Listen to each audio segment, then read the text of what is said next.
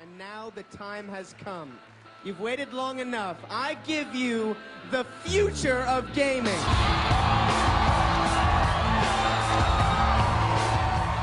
The Xbox 360 is turning 20 this year.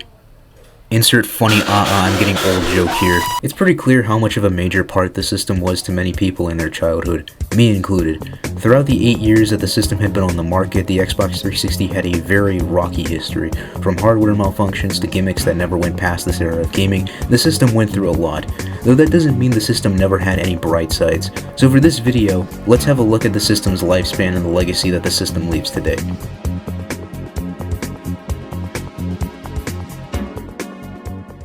Before we dive into the system's tenure, let's travel back a little to the year 1999. In that period of time, Microsoft had considered trying to compete with Sony within the family entertainment market. They quickly came to notice the massive success of the original PlayStation, and with the announcement of the PlayStation 2 that year, they quickly got to work on creating their own video game console to rival Sony, and to a lesser extent Nintendo, leading to the release of the original Xbox in late 2001, right alongside the Nintendo GameCube. Xbox wasn't a massive success on the mainstream market, coming in a very distant second place and actually costing Microsoft a loss in profits. They had one thing up their sleeve that none of their competition ever had: Halo. It wasn't the first FPS game to reach massive popularity. You of course had games like GoldenEye and Doom before it, but Halo was the first FPS game to reach mainstream success, and if it wasn't for it, the FPS genre probably wouldn't have ever reached the level of popularity it would have eventually had today. Take that as you will. If it wasn't for Halo, the Xbox brand probably would have died here, and would have just been seen as a relic of the 2000s. Though we don't live in that timeline, so let's keep going. Forgot to mention, Microsoft had Xbox Live, making them the first video gaming console to include internet access, something that would effectively become a staple in every single console afterwards.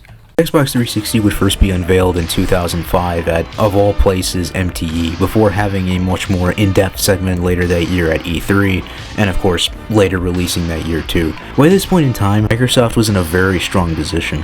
This time around, they were the first to release their next-gen console, and when it eventually did reach the store shelves, they were doing pretty strong. Of course, they eventually got their asses kicked by Nintendo with the release of the Wii, but they still remained steady at second place. You know, because the PS3 was basically killing itself within its first few years. And not to mention, the amount of exclusives also expanded from the original Xbox. You had games like Gears of War, Crackdown, Forza, Left 4 Dead 1 and 2 became Xbox 360 exclusives. Mass Effect for a brief period of time was an exclusive for the 360, and so was Dead Space.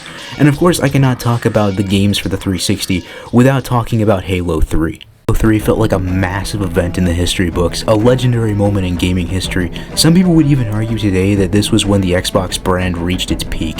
And I wouldn't blame them, because shortly after Halo 3 we got That's the first time I seen this shit. There it is. There it is. It took a second. Motherfucker! Beginning around 2008, roughly millions of Xbox 360s began facing severe hardware malfunctions. This specific malfunction would be nicknamed the Red Ring of Death, perhaps the most infamous hardware malfunction in gaming history. The malfunction originated from a combination of several overheatings and an error in the system's code. To give you an example of how to know if your system has red ring, allow me to show you this graph. If the red light fills up a fourth of the ring, then it's a basic hardware malfunction or a 2-digit error. If it fills up roughly half of the ring, then it's due to overheating. If it fills up 3/4 of the ring, then your system is basically fucked. And it didn't help that this affected over half of the units sold. When this became a growing issue, Microsoft opened a hardware repair service in response to the malfunctions, promising to fix your system if you mailed it to them. Though it was a major coin flip if they would actually fix your system or just mail it back to you with nothing done. Though this didn't really matter in the end, as 2 years later Microsoft would unveil the slim version of the 360, which conveniently released right around the same time of the system's MexPic add-on, the Kinect. And the Kinect was obviously Xbox's answer to the Nintendo Wii, the only difference being that instead of using a controller, you use your body to control your character. Some would argue that this was when the 360 ultimately went downhill. Since the release of Halo 3, Microsoft noticeably began taking a step back, appealing more from the hardcore gamer, and instead focusing more on the casual side of gaming. In all honesty, it did work out pretty smoothly. The Kinect would end up becoming a massive success, and the game that came with the Kinect, Kinect Adventures, would go on to become the best-selling game on the 360. Though it didn't really help that many of the games they used to Kinect were either not really remembered fondly or were just straight up bad. And you would not believe me if I told you who the developers of these games were. Yeah, not bullshitting here. Bit of a rundown. Rare was a game development studio originally owned by Nintendo in the 90s. They were responsible for developing the Donkey Kong Country games for the Super Nintendo, and by the time the Nintendo 64 came out, released several beloved games like Banjo Kazooie, Perfect Dark, and Conker's Bad Fur Day. They would later be bought out by Microsoft in 2002, releasing a few more titles of their IPs to middling quality, till they ultimately reached the fate that they were in at that very moment. Well, it could have been worse. They could have ended up like the dozens of developing studios shut down by EA.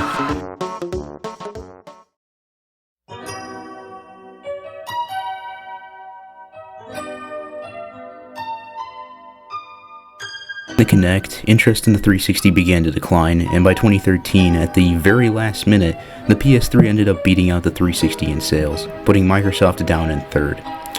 When Microsoft began stepping back, Sony began locking in, releasing a new and cheaper model of the PS3 in 2009, and releasing new IPs on the system like Uncharted and Little Big Planet. Though arguably the main reason for Sony to catch up in sales was with the release of The Last of Us, just months before the release of the PS4. In the following years, the Xbox 360 would be removed from the store shelves by 2016, its last game would ever be published in 2018, and as of early as last year, Microsoft shut down the online service in Xbox stores. The Xbox 360, as the title claims, had a very rocky lifespan. The PS3 was very similar, but maybe for a later video. But that didn't mean the system was bad or shouldn't be respected. It was a part of my childhood, but the best thing we can really do is to respect the system's heights and the memories that we made along the way. In fact, many would probably say this was the last hurrah for Xbox as a whole, as following the unveiling of the Xbox One, shit just kinda went downhill from there. Anyways, that's all I really have to say. Get out.